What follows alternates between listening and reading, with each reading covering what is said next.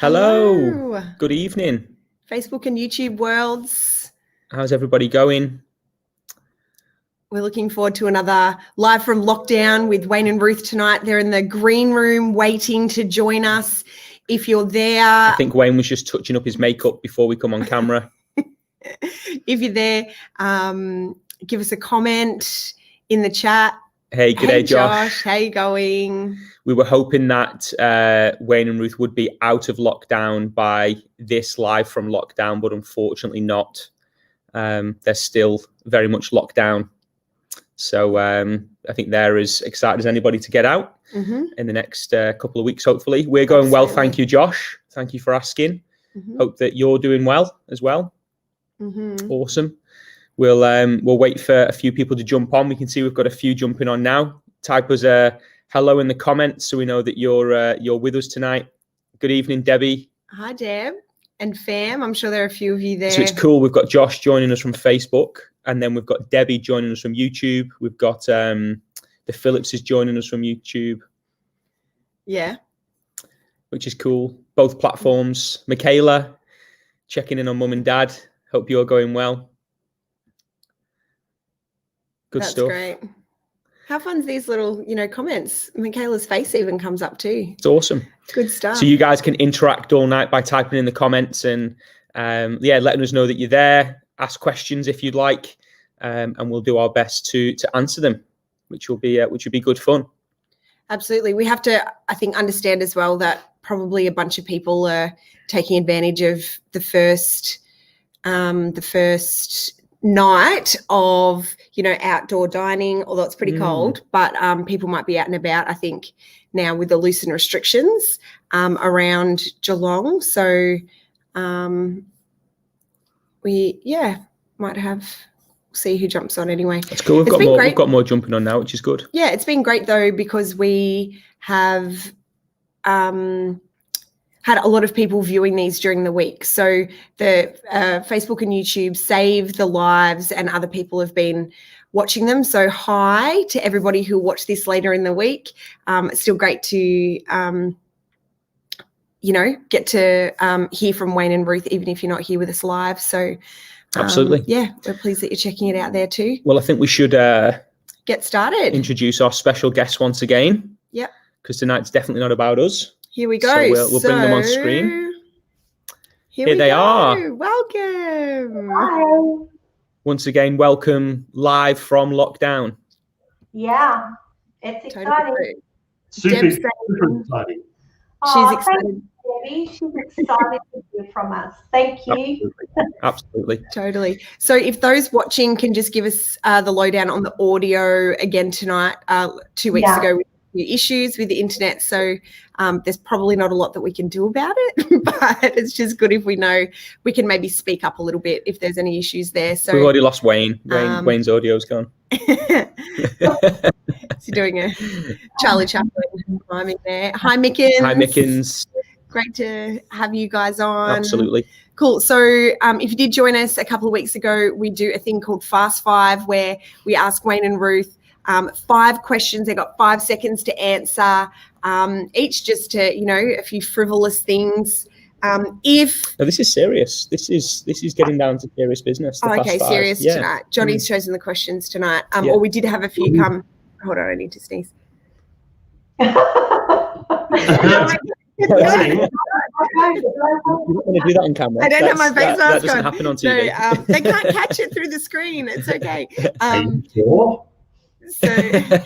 So anyway, so we had a couple of questions come through on the Instagram stories. So, but yeah, if you are interested, if you have a question that comes to mind, pop it into the comments and we can add it in next week. That would be great. Okay, awesome. Michaela's saying that the audio is good, which is great. Thank you. Cool. Well, let's jump in. Okay. Let's get into it. Yeah. So Wayne, we're going to jump into the Fast Five with you first of all. Excellent. Looking forward to it. You ready to go? Awesome. Question number 1. It's going to be fast.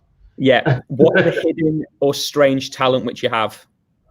A hidden or strange talent that I have. For instance, I can do this with my tongue. Oh, that's terrible. That's disgusting. I still can. I used to be able to dislocate my shoulder. Don't do it, please. It's a weird thing, but yeah, I used to be able to do that when I was little. It was a novelty. I don't know that it was completely dislocated, but I could do it and pop it back in easily. So I feel like I can still do it now. No, don't. If anyone else in the chat is able to do that, throw Let us know. Question number 2: who is your favourite daughter? And that was a question from one of your daughters. My birthday is coming up soon, and based on the presents I received, I'll be able to answer that question. Okay. Which daughter asked, who is your favourite daughter? That would be Michaela. Michaela wouldn't ask that because she would tell me that she's my favourite daughter. We'll reveal the answer at the end. We'll let Ruth have a go as well. But just while we're there, Michaela does say that singing songs about interesting objects is your strange talent or hidden talent there, Wayne. Not many people hear those songs, but they sort of rhyme with things, and it's amazing what comes out, which I find funny. I don't know that anyone else does. That's great. Okay. What about you? Yeah, Michaela. What about you? And then there's something that rhymes with you that I won't talk about. Moving right along. Yeah. If you could have one of the following superpowers, what would it be? Invisibility, be able to fly, superhuman strength, or time travel? Time travel. I'd love to time travel. That would be so exciting to go back to another stage where I had hair.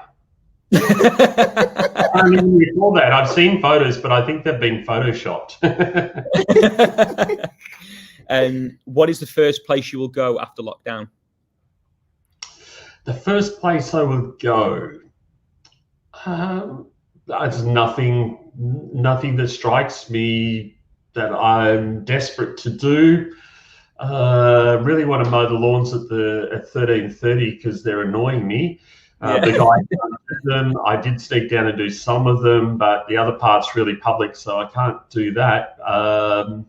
What would I do? I'd probably go to Bunnings. Bunnings, yeah. Hey, that's a great answer. Yeah. And the last one, big party or small gathering? That's definitely a small gathering, usually by myself. Yeah, by myself. That's very small, very small. Yeah. Very good. I can remember on the small gathering thing, it was my 18th, I think it was my 18th party, my 18th birthday. And I'd been away for the weekend and with some friends of mine, and we'd been rabbiting. We'd catch rabbits with ferrets, so not shooting. And we had several rabbits that we'd caught, killed, gutted, and by now rigor mortis had set in. And a couple of friends of mine, was a Sunday night, we were coming back, got to my house, but I'm not stupid. I noticed the cars that were parked all out of and I knew whose cars they were. So what happened is they pushed me to the back door, knowing that there was going to be this big surprise. So what I did was I had one of the dead rabbits and I held it up so they opened the door. Ruth and whoever else was there opened the door, and instead of saying surprise, they screamed because there's this dead rabbit, no head, it's been skinned. And so small gathering for me. I hate parties. That's very funny. That is so funny. That's very funny. Cheryl Phillips has said, I can't believe Wayne is itching to mow lawns. It's really funny. I like practical work. All the places you could go. And Jill Powell is saying, come for a visit. Hi, Swiss, come for a visit. That's lovely. She wants us to pay a $5,000 fine. Jill, we've been nice to your son. What are you saying? Okay, Georgie, you've got okay, fast five, Ruth. Let's go. So, hidden or strange talent? Hidden or strange talent? I don't think I've got one that's strange. Talent? Yeah. No, she doesn't have any talent. Strange talent. She's I can't recall the word, but she mixes up sayings. So she'll say, I don't want to rattle your feathers. I do. I get all my sayings mixed up all the time. Some of you will have heard these sayings in the past. Or I say things. I think that's a talent, don't you? That's a talent. Yeah. Well, the challenge doing it, not realizing you're doing it, I think. Yeah. We'll wait for Michaela to chime in with something along the way. The second question is, who is your favourite daughter? Or who asked that question? They all are. Oh. And who asked the question? Which daughter? They're all my favourites because each one's got something that's uniquely them, and I love that in them. Yeah, they're all special. Yeah. Michaela said that Mum can sell anything. I could sell ice to an Eskimo if I believe they needed it. It's funny, before the Aldi shopping centre or supermarkets were even out, she's seen something advertising them on channel, on the news or something.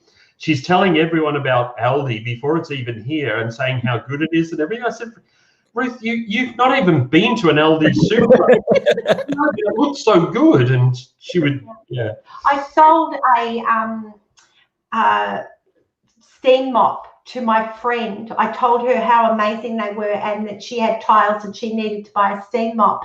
And Wayne started laughing at the table. He goes, "You've never owned a steam mop. You don't even know what they are." I said, "I've used one once. They're really good." And she went out and bought one. Yeah. But you're getting royalties, so it's okay. That's great. Okay, fast five. If you could have one of the following superhuman powers: invisibility, ability to fly, superhuman strength, or time travel. Invisibility. Invisibility. Yeah. Any particular reason why? Yeah, you can sneak up on people. That's voyeurism. That's not appropriate. People get sacked. Anyway, moving on. Okay. Where's the first place you'll go after lockdown? I'm going to go to all my kids' houses. Oh, yeah, I forgot to say that. Sorry, Yeah. bad me. Wayne's going to put him away. That's great. And big party or small gathering? Oh, big party. I'm a Big party. Yeah. I like Very that. good. Great.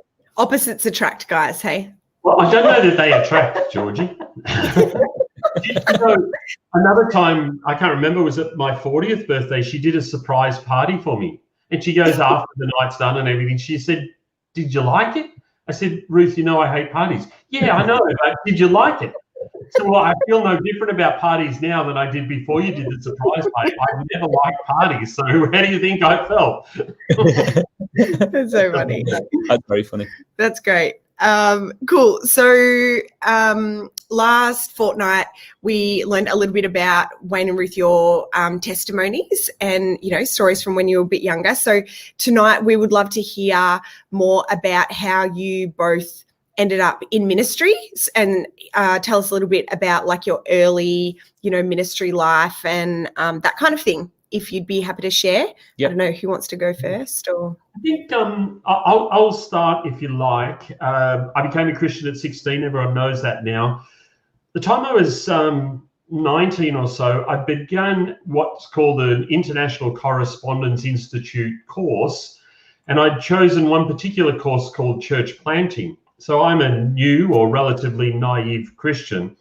In that course, it showed proof that church planting was the most effective way to win people to Christ. And so I figured the best thing to do was plant churches. And I never had any desire to pastor a church, never had any desire to be the leader of a church. But having read that and believed what was in the book, I wanted to plant churches, not because I wanted to lead the church, but because it, to me, was the most effective way of winning people to Christ. So that probably triggered the start for me, early on in youth, because, I came into the church at 16. By the time I was 17 and 18, we were running prayer meetings at our house, and I was always just passionate for God.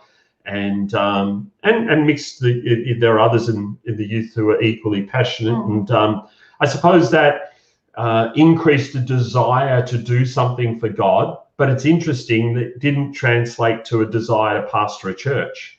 I'll stop there. I'll let you take over.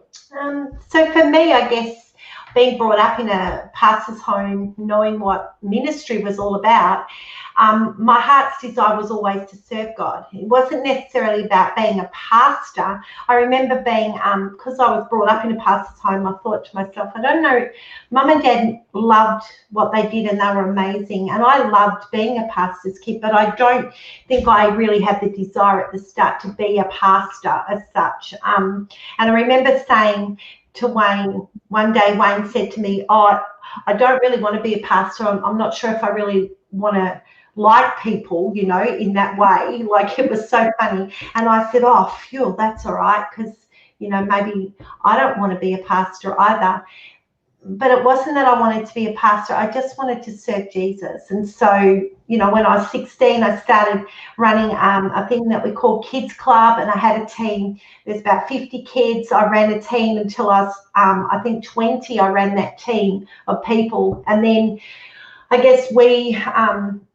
no, it might have been longer than that. Then we got married, and then we started running the youth ministry. With Wayne was the youth pastor, and women weren't allowed to be pastors back then. And, you know, we were just working together, and it just sort of like, we didn't go after being pastors, but we went after serving God. And it was like God led us into the pathway that I believe he wanted us to go. And that's when we pioneered the church in, when we were 26, we both went out and pioneered, had been pastors of the church for, well, youth pastor and that for 34 years. You have? 34 years now. All right, yeah, I was going to say. 34 years now of pastoring and things like that. But it was like God just kept directing our pathways. So it wasn't something that we've ever, I think, gone, oh, this is what we want to do. It was like, hey, God, we want to serve you. So whatever way you want us to do that, we're going to do it. And it just kept evolving. Yeah. It was like, just to clarify that point. So I had no ambition to pastor a church, but I was very keen to disciple people, lead people to Christ, keen to see people fulfill their potential. It didn't translate to an ambition to be the leader or the controller. I was frustrated with the church because, you know, I've read the book of Acts many times over, believing that we're living in a day where what happened in the book of Acts could happen again. And many times older people would say, oh, it's not going to happen the same, it's different now. I'm thinking, no, it's the same God. And so when you look at all of that, we're both of us just really wanting to obey God. There wasn't a desire to pastor a church. When we planted the church, it wasn't a desire to plant the church. As a matter of fact, I still work full time in the building industry. You know, I did try, because people told me we'd planted the church, and after 3 years or so, we bought a building. And people said, you really need to go full time with the church. And I'm thinking, what do you do full time with the church? There's not enough to do. And anyway, so I tried that, and I got really, really frustrated after a few months and went back to working full time in the building industry again. I had all the freedom I needed, but felt that we could. And when we left the church, it had about 120 people in the church, most of which had been saved in the church, and we had our own building and everything. And and even then, when we felt that we'd come to the end of that time, it wasn't a desire to go and pastor a church somewhere else. Actually, in the building industry, I was keen to keep doing what I was doing there. I was happy to go to Queensland prior to planting the church and plant a church there or whatever. I was never looking to pastor a church, always looking to see the kingdom of God advance. But that's probably the quick answer. Yeah. But I guess for me, you know, when the guys came, I guess 23 years ago, and said, hey, Ruth, we see the call of being a pastor in your life. I remember saying, I don't need the title to do what I'm doing. I just want to serve Jesus. And but they said, no, we really see it on your life. And, you know, I think when I was ordained as a pastor, something powerful happened at that moment, and there was something incredible that took place. I look back now and I know that I was destined to be a pastor. I know that it was my call on my life, and I know that it wasn't something I wanted a title for. It is who I am. I love people. I love pastoring people. I love enabling them to do what they can do to grow and disciple and all of that kind of thing. And so I'm so glad that through our whole life, God's led us to be who we are, and has just enabled us to keep doing what we do. So, so even though we say we didn't want to be a pastor, it wasn't that we didn't want to have that title, or we didn't do that. It just was nothing we were sort of saying, oh, I've got to be a pastor. It was like, I want to serve you, God. And if that's what that entails, then I'm putting my hand up. I'll do whatever it takes. Yeah. So for us, it's just a step of obedience each step of the way, as opposed to some ambitious desire to do something. Great. I mean, Yeah. We can keep going, but I'm just conscious of time. And have you guys got specific questions you want us to answer? Not really. If anyone in the chat has any questions, feel free to pop those on. I guess just as you were chatting, I was thinking, you've answered it in terms of, just wanting to be obedient each step. But is there something that, I guess, within those steps that you felt each time? Or, Ruth, you said, people came to you and said, we see this call, into ministry, we see that on your life. But for you individually or together, what was that kind of like solidified that? Like, was it that nothing else satisfied? Was it like an unsettled spirit doing something else? Like, how did that kind of look for you with making those decisions?